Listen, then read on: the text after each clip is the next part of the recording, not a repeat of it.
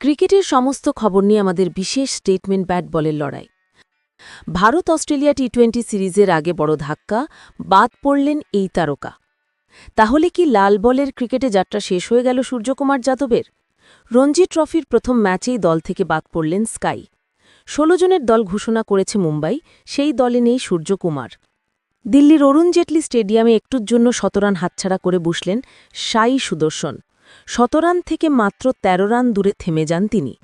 ১৭ run হাতছাড়া হওয়ায় বেশ হতাশ। যশস্বীর থেকে মূল্যবান শিক্ষা নিলেন সাই। চলতি ভারত ওয়েস্ট ইন্ডিজ টেস্ট সিরিজে দর্শক উপস্থিতি নিয়ে হতাশা অব্যাহত।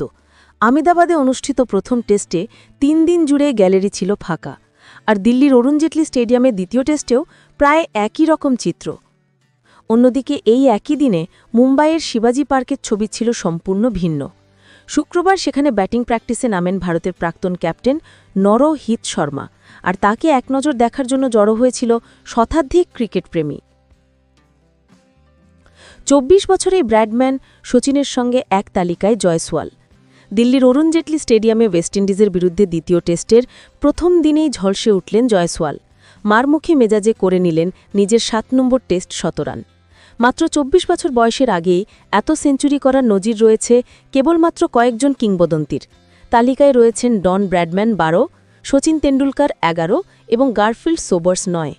জয়সওয়ালের এদিনের ১০০ রানের ফলে তারও ৭টি ১০০ রান হয়ে গেল। তার সঙ্গে ৭টি ১০০ রান নিয়ে এই তালিকায় রয়েছেন জাবেদ মিয়ান্দাদ, গ্রেম স্মিথ, অ্যালেস্টার কুক এবং কেন উইলিয়ামসনের মতো তারকারা।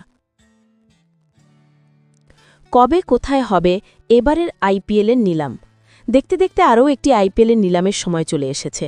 ১৩ থেকে ১৫ ডিসেম্বর অনুষ্ঠিত হবে আইপিএলের মিনি নিলাম।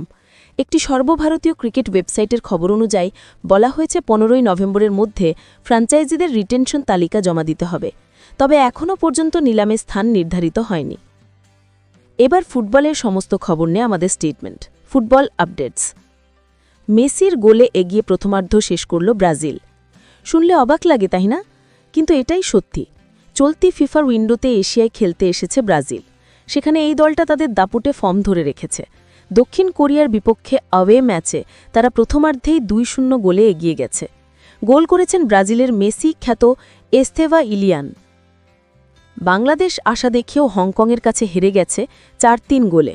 হামজা চৌধুরী, সমিত সোমরা দারুণ পারফরমেন্স করা সত্ত্বেও দলকে রক্ষা করতে পারেনি। তবে এমন আফসোস জাগানো হারের পরও আশাহত নন বাংলাদেশের প্রাণভোমরা হামজা চৌধুরী। ফেসবুক পোস্টে তিনি জানিয়েছেন একথা।